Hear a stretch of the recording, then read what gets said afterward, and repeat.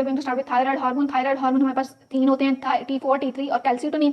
Calcitonin जो है वो हमारे पास कैल्शियम की होम्योस्टेसिस से रिलेटेड होता है, जबकि थायरोक्सिन T3, T4 जो है ये हमारे पास बेसल मेटाबॉलिक रेट से रिलेटेड होते हैं। इनकी सिंथेसिस के लिए सबसे पहले हमारे पास आयोडीन एसेंशियल कंपोनेंट है।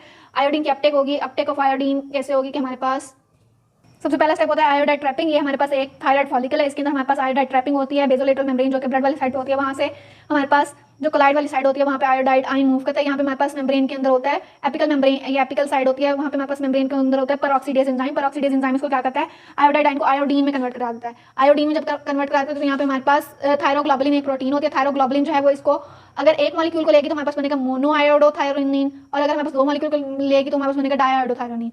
फिर इनके कम्बिनेशन से T3 और T4 बनते हैं। अगर हमारे पास मोनो और डाई मिलेंगे तो हमारे पास बनेगा T3, अगर हमारे पास डाई और डाई मिलेंगे तो हमारे पास बनेगा T4। ट्राइडोथायरोनिन और टेट्राआयोडोथायरोनिन, इसके अंदर 3 होंगे आयोडीन, इसके अंदर 4 होंगे आयोडीन। फिर हमारे पास थायरोग्लोबुलिन जो है वो इस T3 और T4 को स्टोर कर लेती है अपने अंदर कोलाइड के अंदर। जब T3 और T4 रिलीज करने होते हैं तो थायरोग्लोबुलिन की ब्रेकडाउन होती है, थायरोग्लोबुलिन यहाँ से मूव करती है। फिर हमारे पास इसकी प्रोटियोलिसिस से T3, T4 मोनोआयोडो और डाईआयोडोथायरोनिन रिलीज होते हैं। हमारे पास T3, T4 ब्लड के अंदर रिलीज कर देते हैं, यहाँ से बाहर निकल जाते हैं ब्लड के अंदर, और हमारे पास मोनो और डाईआयोडोथायरोनिन जो है वो वापस से इसको डीआयोडीनेट करके इस आयोडीन को भी यूटिलाइज कर देते हैं इन द सिंथेसिस की इनकी फॉर्मेशन के लिए। सबसे पहले हमारे पास अपटेक होता है आयोडाइड का, वहाँ से हमारे पास जो है फॉर्मेशन होती है एक्टिव आयोडीन की बाय थायरोपेरोक्सीडेज एंजाइम को यूज करके। थायरोग्लोबुलिन प्रोटीन जो है वो सिंथेसाइज होती है, उसको हम आयोडीन के साथ मिला देते हैं, वहाँ से हमारे पास मोनो डाईआयोडोथायरोनिन बनते हैं।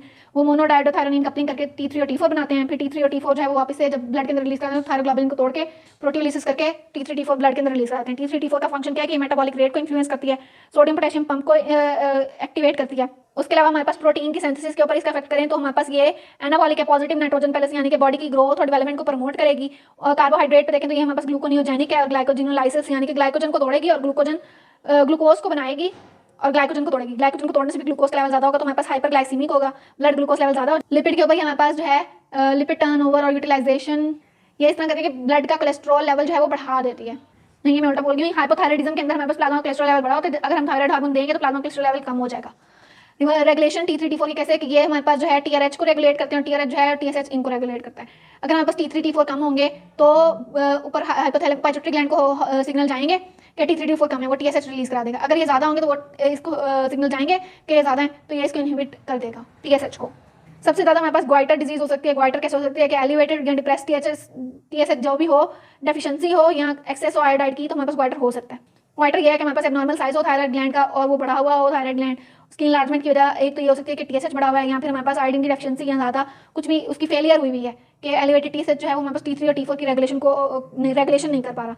इसके अलावा हमारे पास ग्वाइट्रोजेनिक सब्सटेंसेस वो हैं जो कि ग्वाइटर करा सकते हैं। इनके अंदर हमारे पास क्या है, थायोसाइनेट, नाइट्रेट, परक्लोरेट्स और कुछ ड्रग लाइक थायोयूरिया, थायोयूरेसिल, थायोकार्बोमाइड, ये ड्रग्स वगैरह, और कुछ प्लांट फूड कौन से कैबेज, कॉलीफ्लावर, गोभी वगैरह जो है ये हमारे पास, और टर्निप यानी कि शलजम, ये हमारे पास ग्वाइट्रोजेनिक सब्सटेंसेस है। इंडेमिक ग्वाइटर क्या है कि आयोडीन की डेफिशिएंसी की वजह से जो ग्वाइटर होगा उसको हम इंडेमिक ग्वाइटर कहेंगे। इसको हम कैसे फुलफिल करेंगे, हम आयोडीन देंगे डाइट में और ये फुलफिल हो जाएगा। हाइपरथायराइडिज्म के अंदर हमारे पास क्या होता है कि थायरोक्सिन और थायरोटॉक्सिकोसिस होते हैं, यानी कि थायराइड हार्मोन है वो ज्यादा बन रहे होते हैं। वो क्यों ज्यादा बन रहे होते हैं, क्योंकि हमारे पास कोई भी ट्यूमर वगैरह हो सकता है। इसके अंदर हमारे पास हाई बॉडी मेटाबॉलिक रेट होता है, पर्सन जो है वो नर्वस होता है, इरिटेबल होता है, उसका हार्ट रेट बहुत ज़्यादा होता है, वेट लॉस हो रहा होता है, उसके अंदर वीकनेस, डायरिया, वॉमिटिंग, स्वेटिंग, और उसको सेंसिटिविटी टू हीट वो जो है वो ज़्यादा हो जाती है, उसको गर्मी बहुत लग रही होती है, एक्सेस थाइमोस होता है।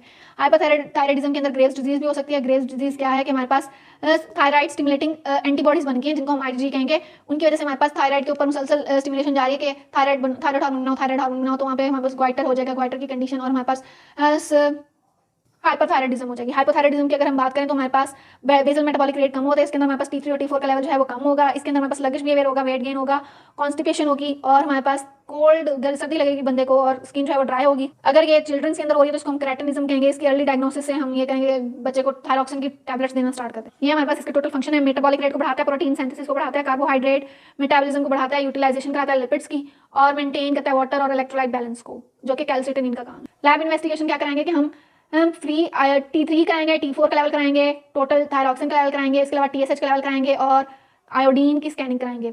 T3 का लेवल क्या है 80 to 220 नैनोग्राम पर डेसीलीटर, T4 का है 0.8 to 2.4, टोटल थायरोक्सिन कितना होता है 5 से 12 माइक्रोग्राम पर डेसीलीटर, और TSH का क्या होता है लेस देन 10 माइक्रो यूनिट्स पर ml। इसके बाद हम बात करते हैं एड्रीनल कॉर्टेक्स की। एड्रीनल कॉर्टेक्स की बात करें तो इसके हमारे पास होते हैं 3 zones, zona glomerulosa, fasciculata reticularis. Glomerulosa जो है वो हमारे पास एल्डोस्टेरोन यानी कि मिनरलोकॉर्टिकॉइड रिलीज कराता है, फेसिकुलेटा जो है वो हमारे पास ग्लूकोकॉर्टिकॉइड या फिर कॉर्टिसोल रिलीज करवाता है, और हमारे पास रेटिकुलरिस जो है वो एंडोजेंस रिलीज करवाता है। सबसे पहले हमारे पास एड्रीनोकॉर्टिकॉइड्स, इसके अंदर सबसे पहले हमारे पास ग्लूकोकॉर्टिकॉइड जो है वो जोना फेसिकुलेटा से रिलीज होता है।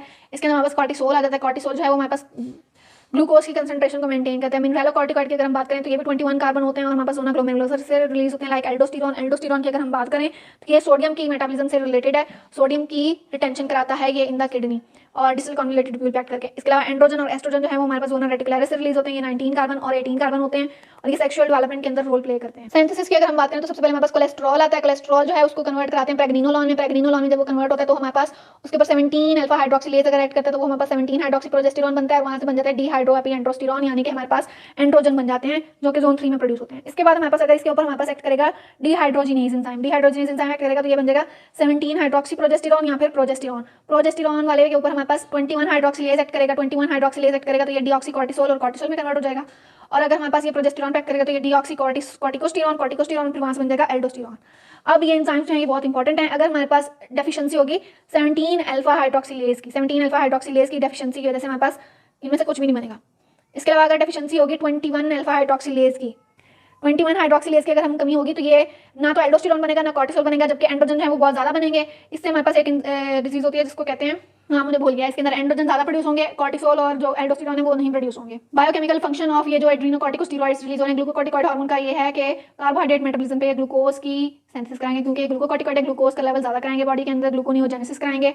लिपिड के ऊपर ही हमारे पास ये कहते हैं कि फ्री फैटी एसिड को रिलीज कराते हैं from the lipids adipose tissue से, और प्रोटीन और न्यूक्लिक एसिड के ऊपर हमारे पास इनका कैटाबॉलिक और एनाबॉलिक इफेक्ट्स हैं। वाटर और इलेक्ट्रोलाइट बैलेंस की अगर हम बात करें तो एडीएच ये मीडिएट करते हैं कैसे कि एडीएच पे इफेक्ट करते हैं। एडीएच के इफेक्ट की वजह से फिर हमारे पास वाटर बैलेंस के अंदर ये रोल प्ले करते हैं, ये इम्यून सिस्टम के अंदर रोल प्ले करते हैं। स्पेशली कॉर्टिसोल जो है वो हमारे पास सप्रेस करता है होस्ट के इम्यून रिस्पांस को, और हमारे पास जो है वो डैमेजिंग लिम्फोसाइट्स जो है anti inflammatory substances, anti inflammatory response होता है।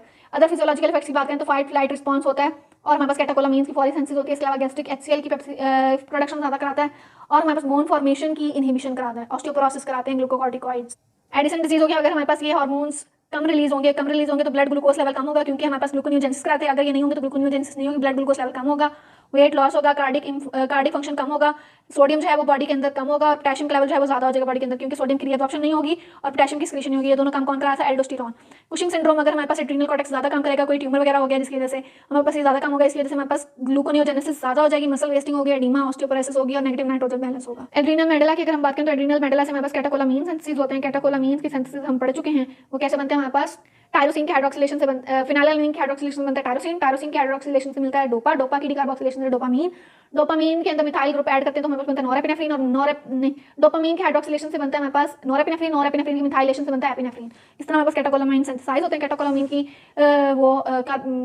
बात करें फंक्शंस की तो ये हमारे पास कार्बोहाइड्रेट मेटाबॉलिज्म में ग्लाइकोजन की डिग्रेडेशन को बढ़ाते हैं, ब्लड के ग्लूकोज लेवल को बढ़ाएंगे, लिपिड के मेटाबॉलिज्म के अंदर ये हमारे पास ट्राइग्लिसराइड के ब्रेकडाउन को बढ़ाएंगे, और हमारे पास कार्डिक आउटपुट को बढ़ाएंगे ओवरऑल, और ब्लड प्रेशर और ऑक्सीजन कंजम्पशन को भी बढ़ाएंगे। ये हमारे पास स्ट्रेस हार्मोन्स कहलाते हैं। मोनोमीन ऑक्सीडेज से डिग्रेड होते हैं, विनाइल मेंडालिक एसिड बनता है इनकी डिग्रेडेशन की वजह से। अगर इनका ट्यूमर होगा तो हमारे पास विनाइल मेंडालिक एसिड यूरिन के अंदर आना स्टार्ट हो जाएगा, और इसको हम कहते हैं फियोक्रोमोसाइटोमा। गोनेड्स के हार्मोन की बात करें तो यहाँ पे हमारे पास सेक्स हार्मोन होते हैं, एंड्रोजन, एस्ट्रोजन, प्रोजेस्टेरॉन। ये हमारे पास कैसे बनते हैं? कोलेस्ट्रॉल से प्रेग्निनोलॉन में कन्वर्जन होती है, प्रेग्निनोलॉन से प्रोजेस्टेरॉन और हाइड्रोक्सी प्रोजेस्टेरॉन बनते हैं, इससे हमारे पास डिहाइड्रोएपीएंड्रोस्टेरॉन बनते हैं। ये टोटल बन जाता है एंड्रोस्टीन डायोन। एंड्रोस्टीन डायोन के ऊपर अगर एरोमाटेज एक्ट करेगा तो एस्ट्रोजन बन जाएगा, अगर डिहाइड्रोजिनेज एक्ट करेगा तो टेस्टोस्टेरॉन बन जाएगा, और 5-हाइड्रोटेस्टोस्टेरॉन, ये दोनों मेल्स के हार्मोन है। मेल के हार्मोन पे भी अगर हमारे पास एरोमाटेज एक्ट करेगा तो हमारे पास एस्ट्रोजन की एक टाइप बन जाएगी एस्ट्राडायोल। मेल हार्मोन्स की अगर हम बात करें तो ये हमारे पास ग्रोथ, डेवलपमेंट और मेल रिप्रोडक्टिव ऑर्गन को मेंटेन करते हैं। इसके बाद सेक्सुअल डिफरेंशिएशन कराते हैं, स्पर्मेटोजेनेसिस कराते हैं, मेल के अंदर एग्रेसिव बिहेवियर जो है वो टेस्टोस्टेरॉन वगैरह की वजह से आता है। बायोकेमिकल फंक्शंस की अगर हम बात करें तो ये हमारे पास प्रोटीन मेटाबॉलिज्म पे ये प्रमोट कराते हैं, आरएनए सिंथेसिस को, यानी कि ट्रांसक्रिप्शन और ट्रांसलेशन को बढ़ा के ये प्रोटीन मेटाबॉलिज्म को बढ़ा देते हैं। ग्लाइकोलिसिस कराते हैं, ग्लाइकोलिसिस मतलब ये ब्लड के ग्लूकोज लेवल को कम करेंगे। और मिनरल मेटाबॉलिज्म की बात करें तो ये हमारे पास बोन ग्रोथ को प्रमोट करते हैं, जिसकी वजह से मेल्स के अंदर हाइट जो है वो ज्यादा होती है। एस्ट्रोजन की अगर हम बात करें तो एस्ट्रोजन जो है वो हमारे पास एक तो कोलेस्ट्रॉल से बन रहा है बाय अरोमेटाइजेशन, और ये ओवरीज के अंदर प्रोड्यूस होता है। ये हमारे पास सेक्स रिलेटेड है, ग्रोथ, डेवलपमेंट और maintenance of female reproductive organ को मेंटेन करता है, मेंस्ट्रुअल साइकिल को मेंटेन करता है, फीमेल सेक्सुअल कैरेक्टर को मेंटेन करेगा।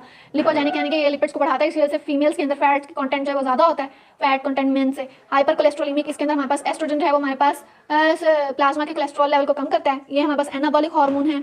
ट्रांसक्रिप्शन और ट्रांसलेशन के ऊपर इसका पॉजिटिव इफेक्ट होता है, इसकी वजह से हमारे पास प्रोटीन सिंथेसिस जो है वो ज्यादा हो जाती है।